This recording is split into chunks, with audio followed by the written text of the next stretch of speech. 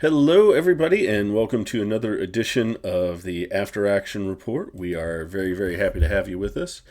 Someone else who is very happy to have you with us is Admiral Tater Ship Shop.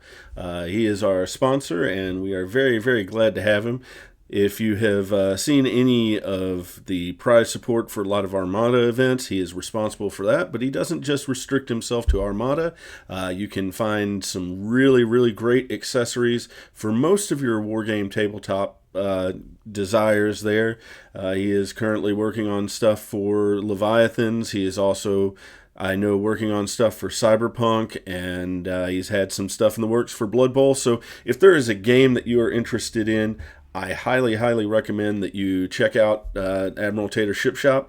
See what you can find out there, because it is good, good stuff. Thank you for joining us tonight. I'm really happy that you're joining in on this show. We're going to have some fun talking about what's going on with the FAQ. And with that in mind, if I can get everything called up correctly, we have the crew with us here. We got Reuben. How you doing, y'all? Garrett snuck in on us here. Hello, I'm here. I made it. And we got Nick. Hey, everybody. Everybody doing all right today?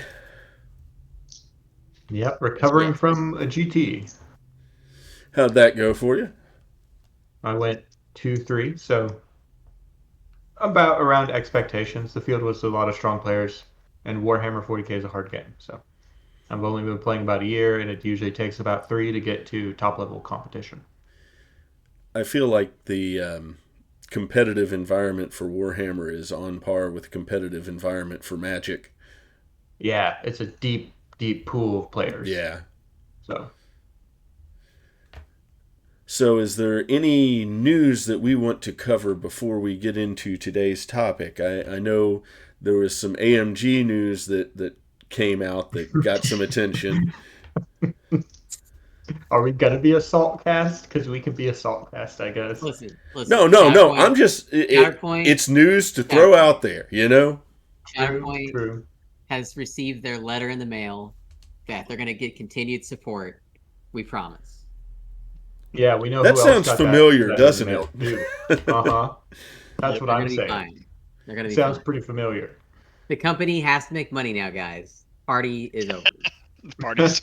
Party's over. We have to make money. So essentially, AMG's focus is now on Legion and Crisis Protocol, correct? Yep. Yeah. They got a new MCP game coming out. Game mode. I don't know. It's called Alliances. For what it's worth, I think Legion is a well-designed game. It's just that I play Warhammer instead. Both those properties are good. So yeah. As far as like gameplay. Yeah, I think that's why they still exist. Yeah, I mean, it's just more a matter of bitterness on fan base. They tried to kill Legion. All right, they couldn't kill it. They tried to. They tried to put a stake in its heart. It didn't work. Yeah, that's sad when you try to kill your own game. You know. Yeah. Sure is, isn't it? I guess allegedly. I'll say allegedly. Rumor has it. Nor deny.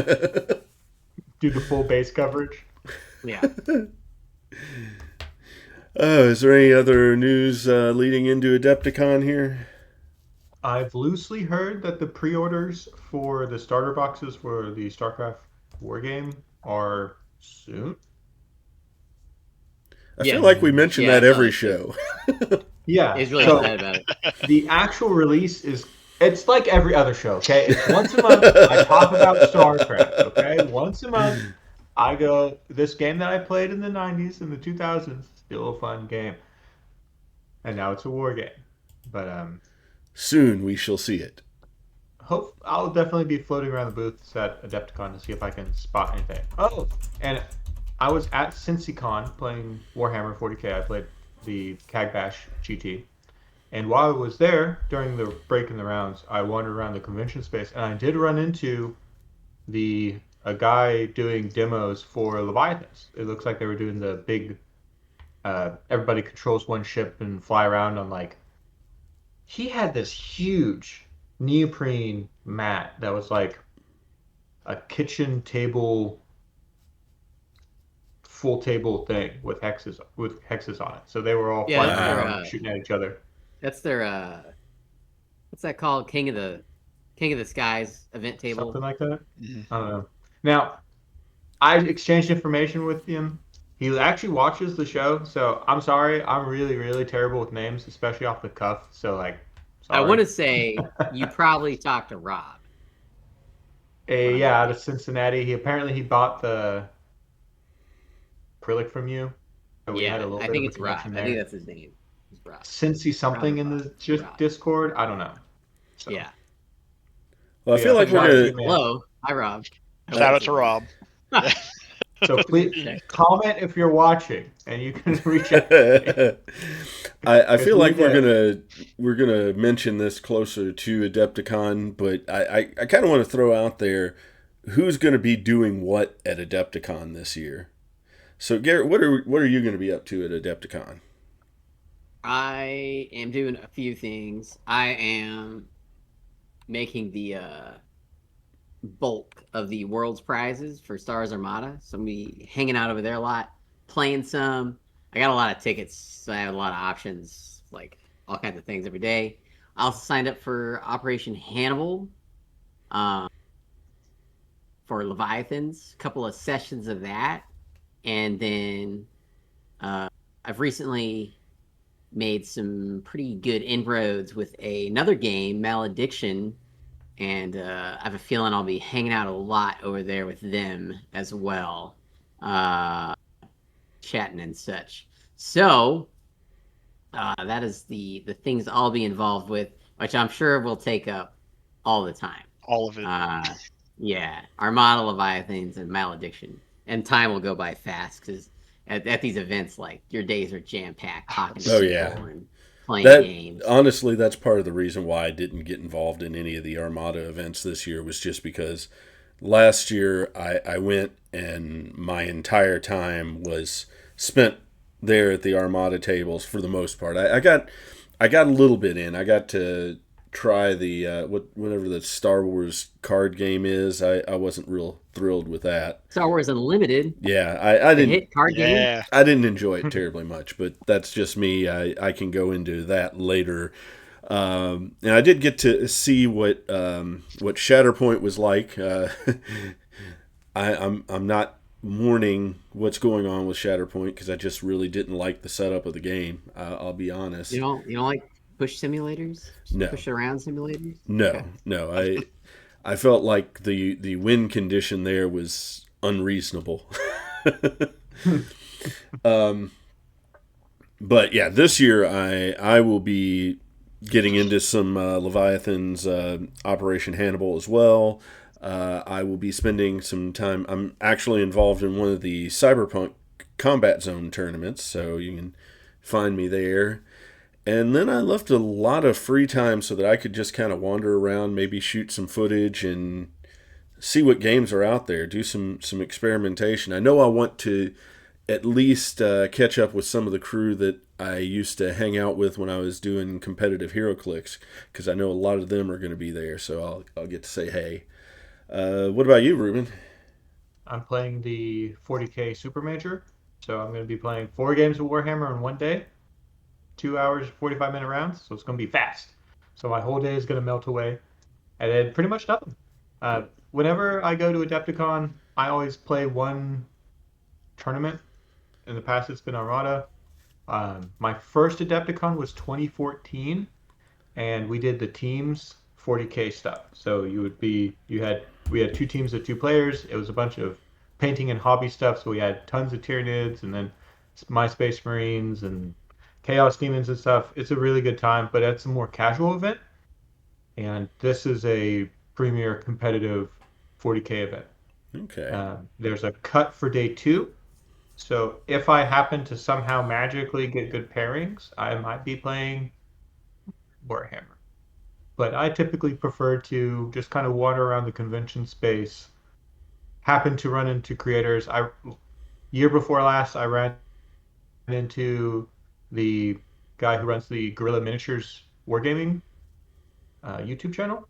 This is a channel that I've enjoyed for BattleTech and some other game content. Uh, Done a lot of Armada stuff, and then just wandering around the vendor hall and seeing the cosplayers and watching random games get played. Because I've been into Spending wargaming. money. Yeah, I've been into wargaming for a long time. So everything from the historical to the sci-fi to GW is it's all interesting to me. So for me, the whole convention is a celebration of a hobby that I've had since I've been in high school. Are you telling me, Garrett, that wargamers spend money? Some more gamers. That's the whole reason you get. Certain games. That's the whole reason you get into a hobby, isn't it? Are you just going to do hobbies? Adepticon, Nick? I cannot go this year. I'm doing a trip to. Actually, it's gonna be we're leaving the end of next week, but I'm gonna be traveling to see family, Okay. and I just can't do back-to-back like week trips like that. I can understand entirely. Yeah. Well, we had a really, really big FAQ come out for Leviathans: The Great War, and I don't think we really have the time to go through everything, but I thought a really great way to start this would be to ask each of us to throw out one or two things that jumped out at you as a big deal. So I'll go ahead and let Nick start here, because I normally don't Okay. let Nick start, and That's I yeah, felt like fair. doing something different. Okay, well then I'm gonna scroll down to my favorite thing that affects the Russians. They clarified something that I thought was very interesting. So the rapid repair admiral, once per game, you may repair a slot that was destroyed this turn. Um, Basically, the FAQ was asking, is this only during the repair phase, or can it be used to undo a torpedo hit that has happened before, before you get to your shooting phase? Um, and they clarify it should say once per game during the repair phase, you automatically repair a slot without making a roll or using a crew slot, even if the slot being repaired was damaged or destroyed this turn. And so they clarify, because it doesn't. The original card text did not say you may attempt a repair that has on a slot that is destroyed this turn. It just says you may repair a slot that is destroyed this turn. Didn't feel like the intention there was that you just got to free repair it. But I'm really glad they clarified that. It's like, no, you don't make a roll, you don't even use a crew slot. You once per game, you say, no, this slot got destroyed this turn, it's back. And that's awesome. I think that's a really good clarification for that. How many points is that, Admiral? I want to say that was their 10 point, but I could be wrong on that. Don't quote me on that yet. That was the double 10 shifts. 10. No, this is rapid repair. Rapid repair. Okay. Yep. Here we go. Yeah, 10 point admiral. Sorry, 10 I was points trying to. just immediately have a gun back online. Yep. That's good. Yeah, like the gun you That's need, good. the turn you need it, you go like, no, I get that back. Pretty awesome, actually. It's really good. So I was really excited about that one. I could understand that. Anything else? For me, Yeah. sure. I like that they clarified heavy clouds with movement. Instead of being the bow hex, it's now the pivot hex, and that changes quite substantially a lot of navigating through heavy clouds with your battleships and cruisers. And so I like that. It makes a lot more sense, because every other movement restriction really has to do with your pivot hex. So they're just keeping it consistent across the board. Whenever you're doing anything with movement, you're focusing on your pivot hex. So that's I felt it was really a lot more cohesive when we played Garrett just last week, because we played with the new heavy cloud stuff. Yeah. So did it feel more cohesive to you too? Or did you even notice? You're talking about the pivot hex? Yeah, with the heavy clouds? Yeah. Yep. Instead of the bow entering, it's the pivot hex that enters. It's just a little thing that while you're playing just makes more sense, because the rest of the game is based off pivot hexes and not the bow of a ship. So what jumped out at you, Garrett? Me? Well, I'll do a good one and a bad one. All right. Where's my good one here? My good one was, I was gonna say my pivot hex of my clouds. so I gotta pick a new one right now. Gotcha. Well, while you're looking the good that one, up, I do want to let You people know cannot- that the Oh, I do want to let you guys know that the FAQ that we've got up on the screen right now is something that you can access through our Discord. We do have that pinned to the top of the page for the Leviathans section of our Discord, so if you're wanting to look at any of this, that's where you can go to find it. Excellent plug. okay. A good thing for probably the long-term health of the game with Austria-Hungary coming out is you cannot chain ram ships. So what that means is, what I'm saying is, if a ship has been displaced once, it can't be displaced again. So you can't displace like 3 ships off the board. Basically, like, oh, I'm gonna hit this ship into this ship into this ship, and then this ship into this ship, and slowly moving them across the board, which would be pretty funny, but it would also be pretty toxic. That would absolutely be I would play Austria-Hungary with nothing but destroyers and just say, I'm ramming your battleship. That would become the game, right? Yeah. Punic War battles is what we turn it into. Just anyway, push my it bad off the thing map. is the completely uncalled for, absolute savage call. Oh, I know what you're getting ready to say. Gut the spotters. Yeah. It was like the best. It was the most balanced thing in the game as far as fighters go. I don't know what happened.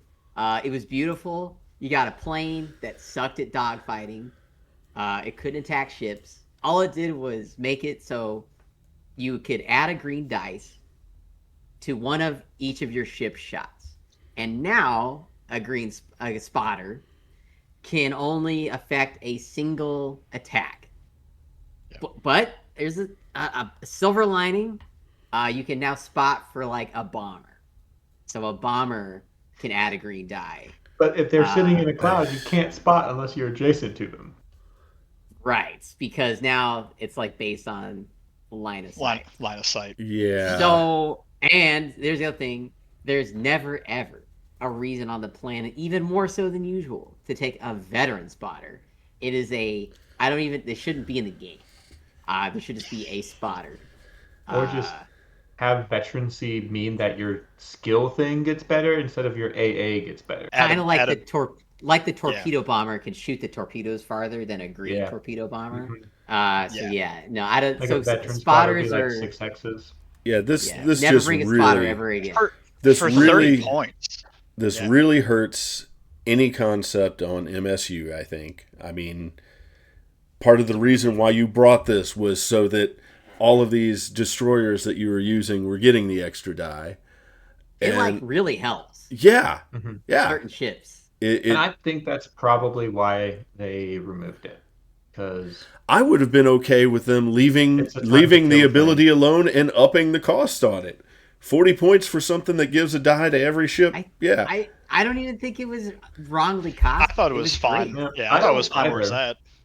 I just Personally. feel, it's less impactful on like your battleships, your big guns, like your big saturation gun is already throwing like 2 reds and a blue or whatever.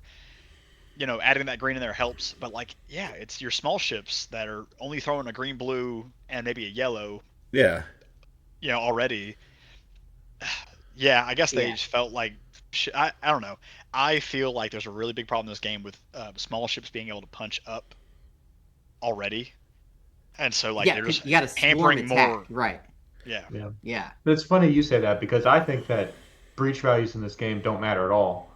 And all they're there to do is say that, oh, okay, it takes me like 1 extra shot to die or 2 extra shots to die. And all that matters is time to kill and just the volume of attacks that you make. Because some ships with how just variant the dies are, can't roll high enough to breach certain ships. I mean, I just don't pick those ships, to be frank, right? Like, I look at them and go, oh, green, blue, greens, play those. That was why the spotter was great. Yeah. Right? Because it opened up a bunch of ships. Yeah, but then it also, all the points that you pay and all the design that you do to have armor and defensive stats, which already, in my opinion, are not very good in this game, unless you're Germans.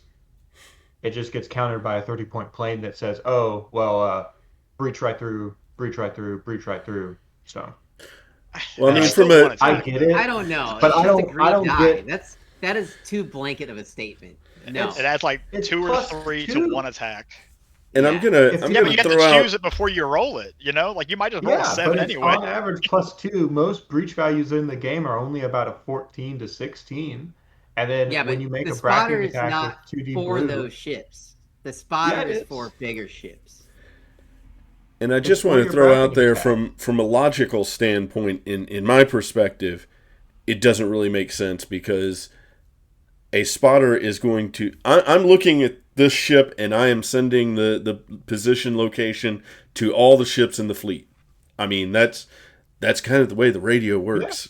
You know, I agree. Yeah. Like I think that the spotter was too. It was as it was before. It made defensive value even less valuable when I personally think it's already not the valuable stat in this game. And now it's literally just a useless piece, which is obviously not what you should do. Like, don't, if you're a game designer, don't take a piece and Well, say, yeah, oh, actually, trash.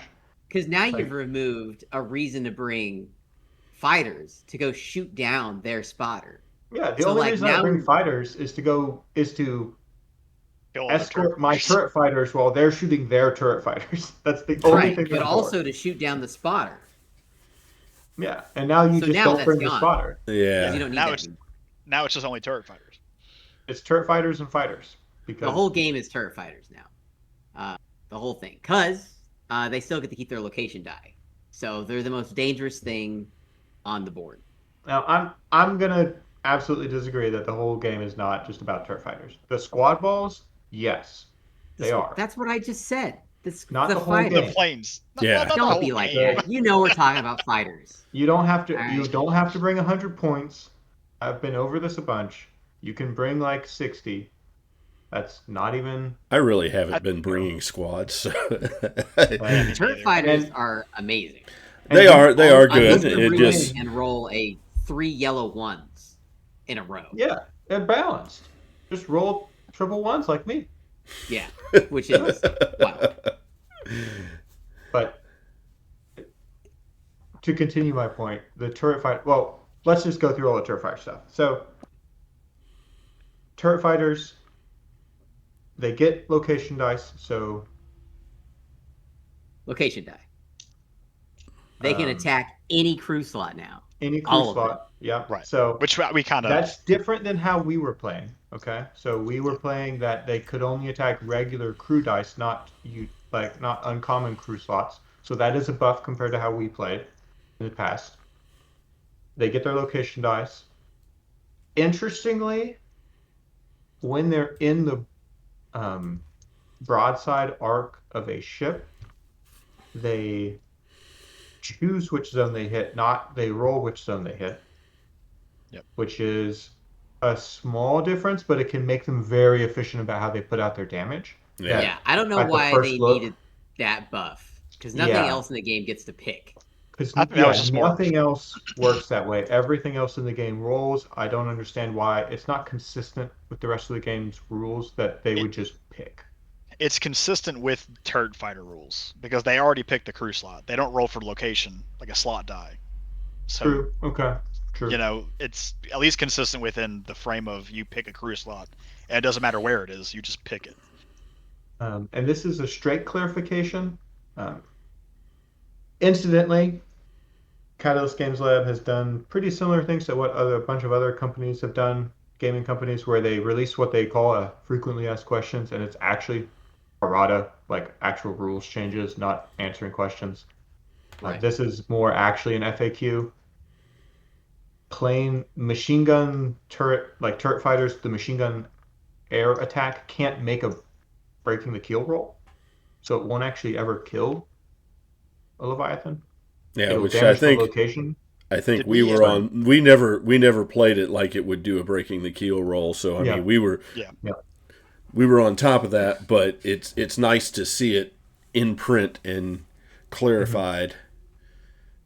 So your 100 points of planes, that's, I mean, there's only one build you do. I think there's two, maybe. Two turret fighters, fighter, or you go three turret fighters, fighter, fighter. And that's just kind of it. You can play. You might be able to try Fighter Interceptor at 40 points. Here's another thing you need fighters, cheap ones, just to block the bow, Mhm. to keep your front crew alive. Because most ships' most important guns are on the bow. Yeah. Yep. So let's talk about anti-turret fighter tactics because we've been playing this way for the entire time we've been playing. Step one, put your fighters in positions where either if they come to attack your crew, you shoot them with AA support and they likely die in one go, or you put your fighters in positions where their fighters need to go, like the bow or the stern. Two, take your ships and put them next to your other ships that you want to be safe. Because since planes can't be overlapped and they can't end overlapping Leviathans, you can body block planes attacks by being in like this really tight formation, which you see me fly a lot. I fly in like really tight boxes with my fleets. So I'm kind of naturally protecting my ships from certain parts of my crew from turret fighter attacks. And then you can do stuff like move in weird ways when you're getting your angles to attack their Leviathans to like put your ships because they don't block line of sight to yourself unless you screen, where you can block the fighters coming in because the fighters always act after all the Leviathans. So basically, you put your Leviathans in effectively a AA box like from World War II around carriers. It's just that it's kind of like weird game body blocking stuff. You're like literally just squeezing them out. You can't Mhm. fit a fighter in. Yep. Um, And but stack your AA together too. yeah, Like if you're gonna spread out and you need to spread out, like keep that one hex space between your ships and then go, well, if you come in here, I'm gonna make sure that you attack my crew one time. Then you're dead. And then you only lose 3 crew instead of, oh, all my crew's dead. What could I have possibly done? So So, what are the things that jumped out at you, Reuben? well, we've already covered turret fighters. Yeah. I personally actually prefer that offensive and defensive screening now below both block line of sight yes, because it was weird when Garrett shot me through offensive screening, and I was like, this is a strange interaction right. because in my head, offensive screening is a Leviathan altering course and bearing to be at the same plane and trajectory, right? So I could rationalize it with the guns are shooting bang, bang, bang, and then it comes into line, and then I can't shoot back at it. But it feels a lot better with it just being both ways. Yeah. Now, it does kind of make defensive screening feel not as good. Like it's harder to strategically look at the two and go, this one's for this one's for this at like first glance. You have to play a few games before you can really look at them and go, oh, okay, how do I optimize these things? Uh, but it does bring up the issue that the LOS rules just are not working correctly, to be frank. How they're written in the book just is not clear enough to play the game consistently without an agreement with your opponent because it's just too nebulous about how you draw line of sight, how you make a targeting hex. It's We're it's waiting. the targeting and attacking hex Yeah. interaction that's the Mhm. problem. Yeah. It's Yes. really and it's hard to do. Like it'd be one thing if it was like this is on like a video game where you can kind of see all your lines simultaneously. Mhm. But because you're trying to measure everything, I mean, even on the hex map, it makes it a lot easier to see Yeah. firing zones. It's still like, okay, you're holding 3 pieces trying to measure. But our weird rule of, you're firing into their damage arc, and so now you have to measure to their closest hex to you, and all of a sudden it makes it Yeah, but like the unnecessarily rule complicated. the rules don't even really state how you measure. All it says is target hex, and there's no text in the rules that says this is how you make a target hex. which is a Right. strange omission, even for games rules that are purportedly a conversation. Because if I Yeah. was telling somebody how to play, I would say, these guns shoot at this hex, right? Yeah. And that's why I prefer it being the closest hex on the enemy ship, because that's just clear. That's Or, always Right. been that's always been my issue with, like, you have two battleships broadsiding like 3 hexes away from each other. They're completely lined up. We both have to roll to see what we're hitting, instead of me going like, no, I want to take out, like, I'm aiming all guns at your front, right, like at your foreport, and it's just Mhm. odd that you can't make that decision. It's like, Even no, though I, you're right, even though because your fire arcs like are clear as day there, but yeah, like because your firing hex intersects with their the center middle hex, yeah. originating hex or whatever, all of a sudden now you yeah. got to roll for it. See, I Uh, think for me, I'm probably the most okay out of with the D6 roll of all of us, because I kind of see it as that rule is simplifying the whole concept of ranging shots and how World War One and two battleships I mean fired in that's sequence at each other. fine, but like the problem is on a game table, right? I can see your hex from my Okay, hex. Yeah. but Why like can't I hit where you? Well, I think the bigger I'm issue I'm that taking my Leviathan and doing this and firing when I'm like this and then ducking. So how are you Sure. going to no accurately hit me? It's But the three I'm dimensional.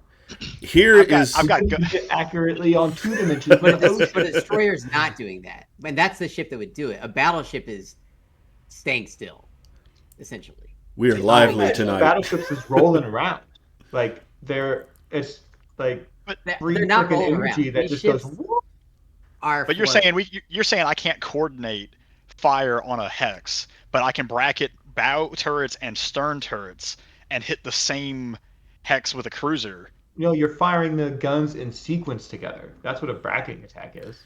Right, but I'm saying though is I mean, the ship crews are like highly coordinated Hmm. in firing sequence. So like, why couldn't like?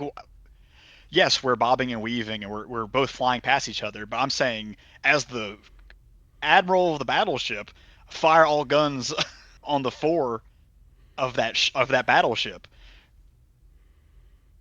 You know, like All I'm Here's saying is here is the issue that I have with it. Okay, so you run into a scenario where you have half the ship that is obstructed by a mountain and another half that is not, and suddenly I have to roll, and if I roll the wrong way, then I can't make the shot at all. But I can see half your Yep. ship. Yep. That should That's not. that's the key issue. Yeah, that should not be something that yeah. falls into the rules there.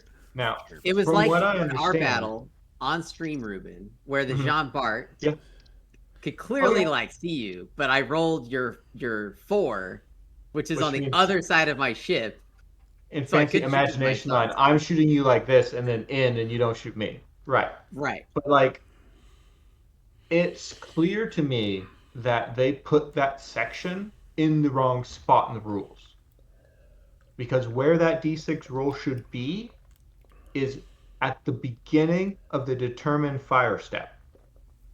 Yes. So when you're declaring all your targeting, first you roll, then you declare all your targets. Then you resolve all the attacks. At a minimum, they got to At do a that. At a minimum. minimum, All because right, I I'm know anything about gonna that. Really. hold you up here for just saying. We had a little bit of a hiccup with OBS, so Uh-oh. it's back on. We're rolling. It's just I'm surprised. I've not seen that So happen with my spicy. desktop. Yeah. So spicy we killed OBS, guys. Yeah, we were just, fighting too much.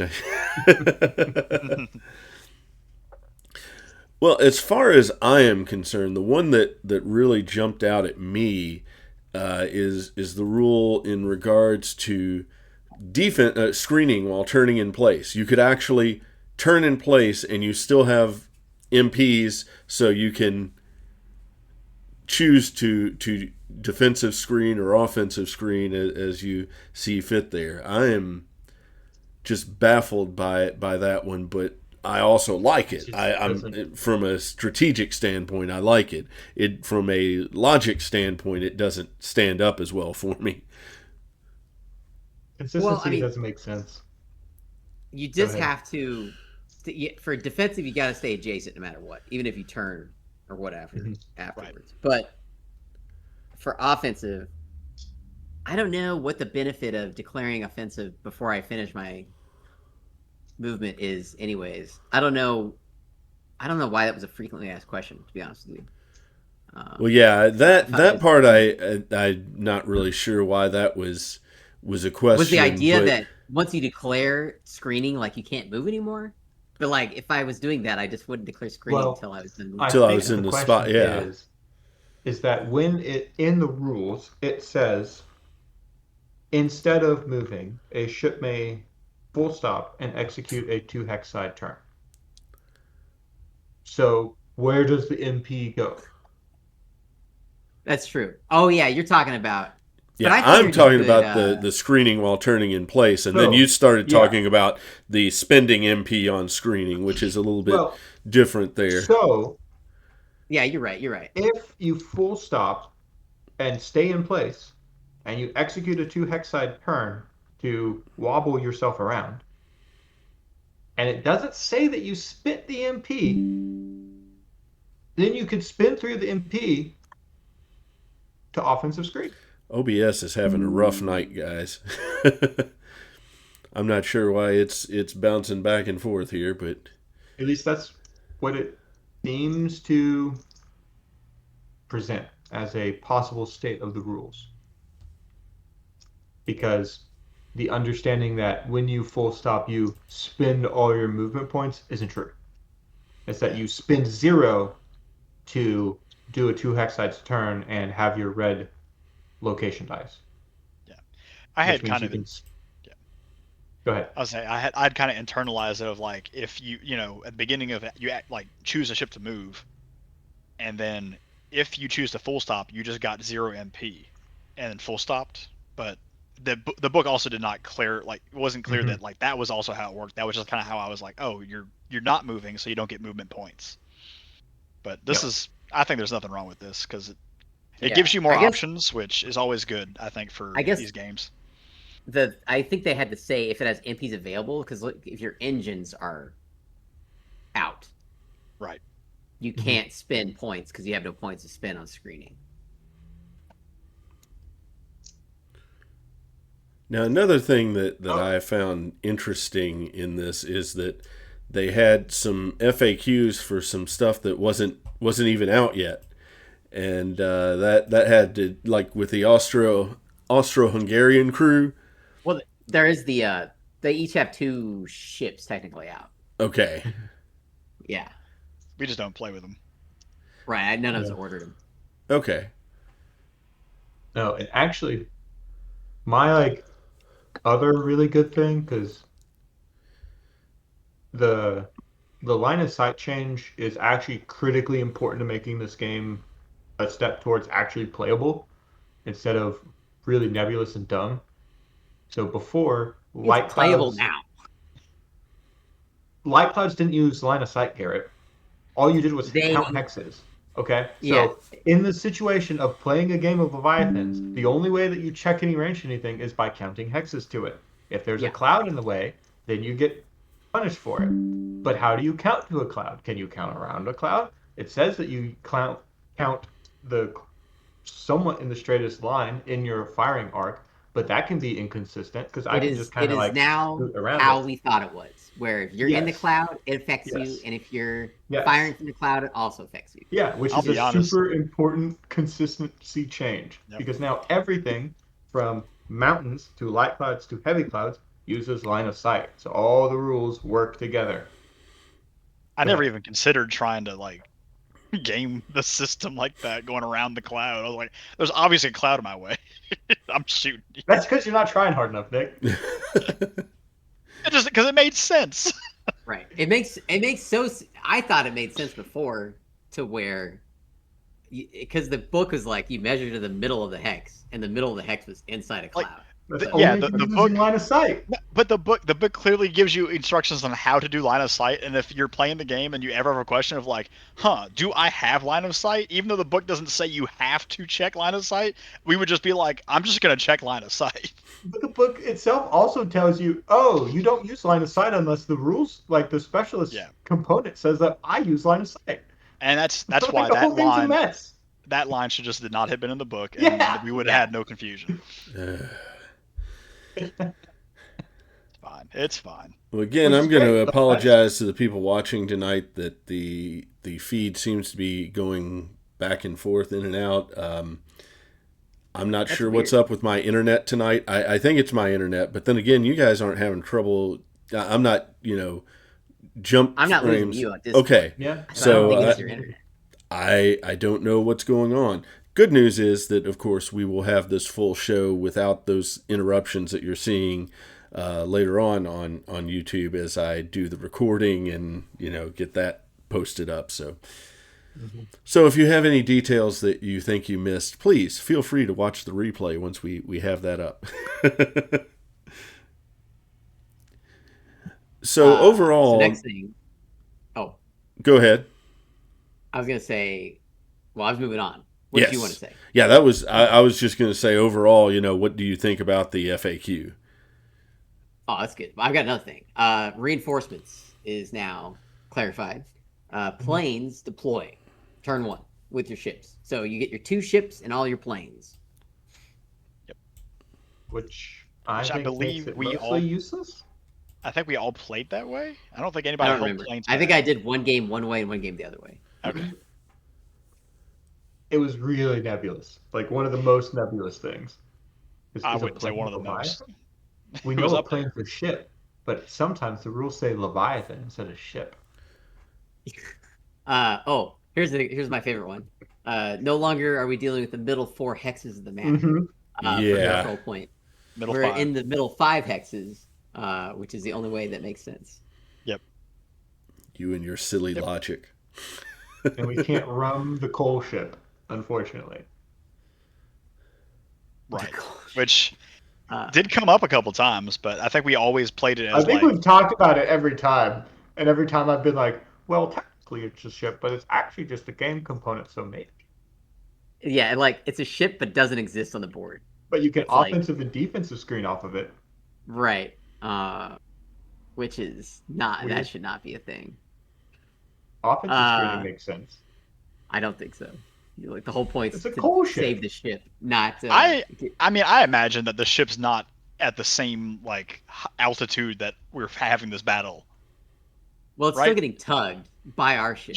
Sure, but like it could be. I mean, it could be hundreds of feet below. I mean, if given the option, I'm going to put my Arleigh Burke in the shadow of that super tanker and not get shot at. Like, that's my plan.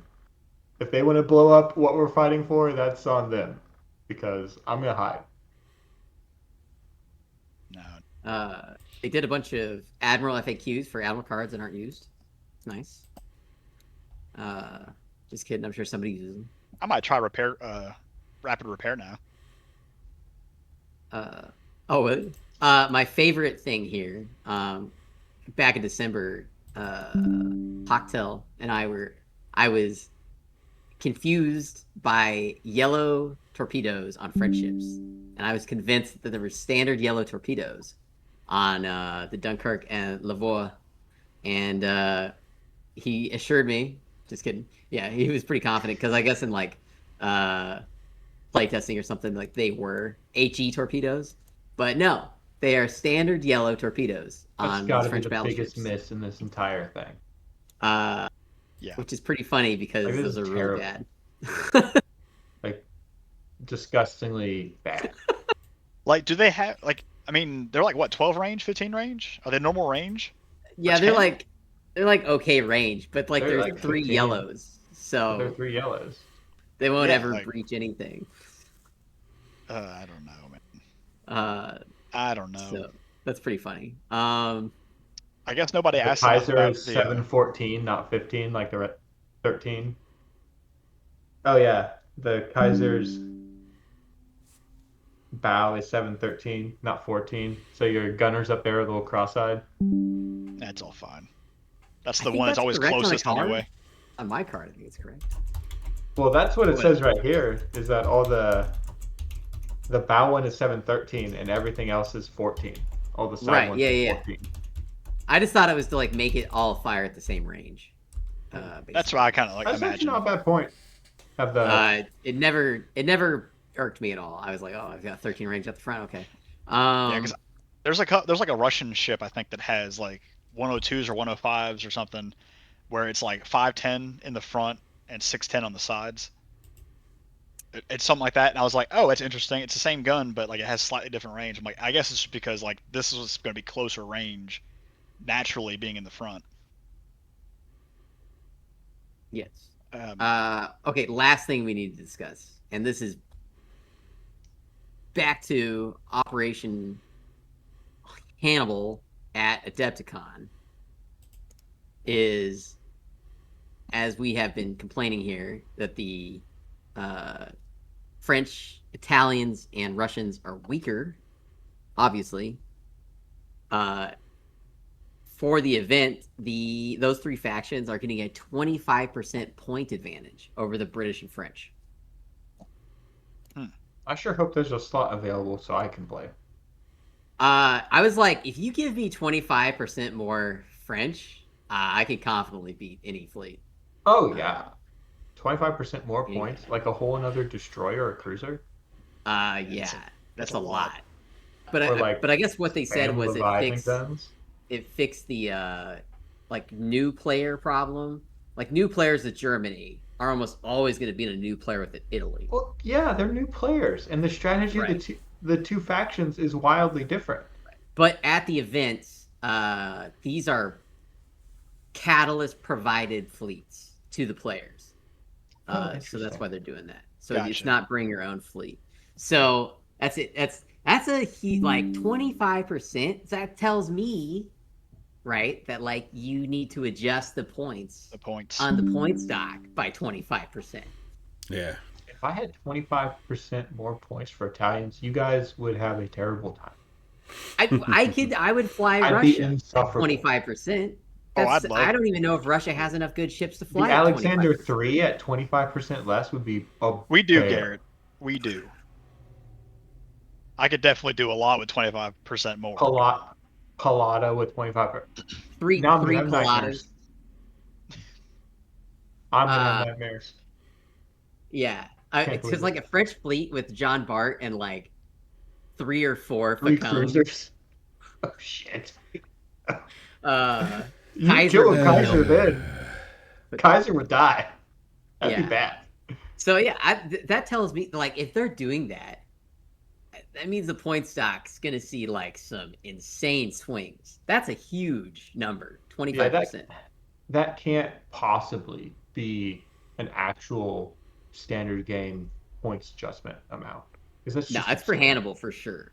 But like It's clear- Hannibal's using the same fleets as the game, But- so Clearly, they've designed something about the map and mechanics wrong, where it's too snowbally for those teams on top of the fleets being a little bit better. Yeah. Because I don't think the balance of the factions is 25% out of whack. No. Like 5 or 10% It's just- maybe. It's just No. Italians are exceptionally hard to play because of how if they you get operate. hit, you're gonna Yeah. get hit. So you have to like optimally play every move of the game, which is incredibly hard. They probably extra suck when it's all invasion. But yeah, we've pretty much covered. Yeah, I think we People, covered the I think, important oh, stuff high points. anyway. Yeah. There's one more high point I think we should just touch on, just so it's on here. Yeah. Hex before turn, not resetting during side slipping. So if you are moving, so let's say you have a ship that has speed or movement Right. 6, and you have steering gears, and you have hex before of 2, you can move forward 1, spend 2 to side slip, move forward 1, and then turn. Because side slipping does not reset the hex before turn counter. Mhm. That was one thing that was clarified in this fact. Interesting. Oh, you're talking Yeah. about a unit is considered to have moved if its pivot hex changes hexes during this unit's movement. Well, yeah, it doesn't add, so like you can't side slip instead of moving forward, but if you move forward, then side slip, then move forward, it counts as having moved forward twice for Wouldn't hex that before turn. wouldn't that count for 3 though? No, I it would doesn't. disagree It today. doesn't The count core the. rules, the side slip does not count in the core rules as your pivot hex entering a new hex. But this Yes. says a unit is considered to have moved if its pivot hex changes hexes during that Yeah, unit's I movement.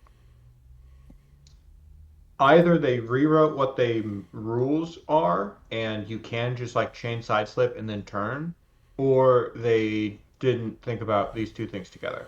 Because that's what that says. Yeah, That says I that is move an one, interesting. side slip, move, and that's 3 hexes I've changed.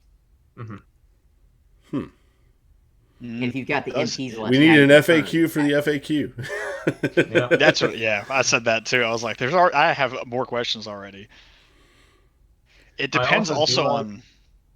that they said that the Volcano class does actually get a chain side slip because its steering gear is in the fore and the aft, and it doesn't matter that it's in fore and aft. It doesn't have to be all in the same location because in the core rules it says in the same location, and what they meant was same side, so that the Volcano can actually do its chain movement stuff. Yeah.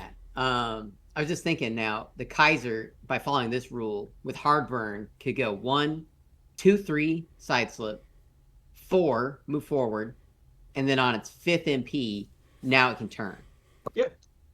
Yeah. Which it usually had to pick turn or side slip. This would let it side slip and turn. Because you go 1 forward, 2, 3, side slip. That's the second hex It's you've just moved. one. And then Yeah. now 3rd hex, move forward. That now you're at 4. You've used 4 MP and use your last You've MP gone- to turn. Yeah, you've Okay. used 4 MP, you've traveled 3 hexes, and then you can turn. Okay. I'm gonna Okay. clear this I up. think that they makes intended logic. I don't know. I think But it the makes core sense, rules but say different. The So core rules say different. core Go, rules Nick. say, depending on the ship, it must move straight forward and enter a number of hexes, as shown on the entering before hexes before turn on the ship card, before it can make a hex side facing change. If a ship must enter more hexes than it has available MP, it can no longer turn. The FAQ is clarifying that side slipping does not restart the enter hexes before turn count. Only But changing the other facing fact is restarts the saying count. any change is entering, which is No, why having it's moved. not. This says must move straight forward. Yeah. So it uses So it you uses the can- word straightforward. So that's why I would say side slipping. It's a gray area that the FAQ clears up. You still have to move forward a number of hexes before you can turn you're facing. okay. Because side slipping counts as moving, but does not count as moving forward. Well, with that, I think we are about at the end of the evening, but I did want to check. Are you going to be available Thursday, Nick? Not this week. With us going out of town next week, we're catching up on a lot of stuff. Gotcha. So I'll be out this week, the next week, then the week after that is not yet Adepticon, but we'll be back in town, so I should be available that Thursday, and then the week after I'll be Adepticon. Okay. Alrighty then. We'll figure out who we'll have on the stream a little bit later then. But I do want to thank you guys for being on the show tonight. It was a fun one. Lively. Yeah, this is what it's like when content comes out. Yeah. We have something to talk about. Yeah, it's great. Imagine that content. But you guys have a good night. You as well, Chris. All right, so thank you for joining the show again. I do apologize about what seems like a really, really bumpy ride that we have had on the stream tonight. I'm not sure what's going on with that. If there is something that you missed, we will be having the show probably on Thursday. You'll be able to find it on the edited version from my home recording that will not have all the internet bumps on it. So look out for that. I will be posting in the Discord and on the Facebook page when we have that available. So thank you guys for joining tonight, and I hope you have a great evening.